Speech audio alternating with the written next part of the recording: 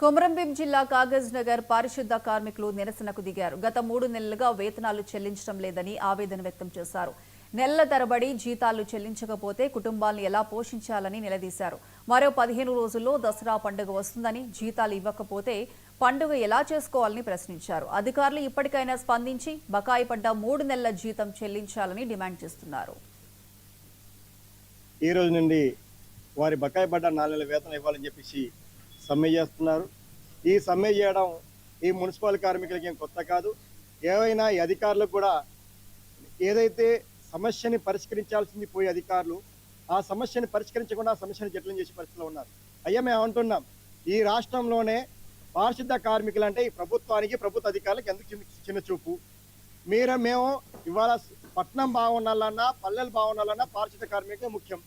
ఏ అధికారంలో ఏ ప్రభుత్వం వచ్చినా కానీ పారిశుద్ధ కార్మికులు దేవుళ్ళు లాంటి వాళ్ళు, వారు లేకుంటే బ్రతికే లేదని చెప్పేసి మాట్లాడతారు.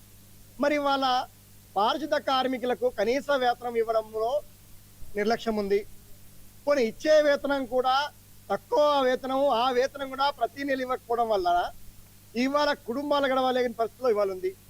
మేము అంటున్నాం, పాపం ఇప్పటికే మున్సిపల్ కార్మికులు చాలా శాంతియుతంగా ఇక్కడ ఉన్న అధికారులకు వినతి పత్రం ఇచ్చారు, ఇక్కడ సబ్ కలెక్టర్ మేడంకి ఇచ్చారు, ఇక్కడ ప్రజాప్రతినిధులకు ఇచ్చారు. మేము అంటున్నాం, వీళ్ళు ఇవాళ సమ్మె చేస్తున్నారు. సమ్మె చేసే సందర్భంగా అధికారులు కానీ ప్రజాప్రతినిధులు ఏమంటున్నారు, మీరు సమ్మె చేయకండి, ఇంకా 2 రోజులు ఆగమంటున్నారు. ఈ సమ్మె వికారాబాద్ జిల్లా కొడంగల్లో సీఎం రేవంత్ నివాసాన్ని ముట్టడించేందుకు 40 మంది అంగన్వాడీ కార్యకర్తలు రావడంతో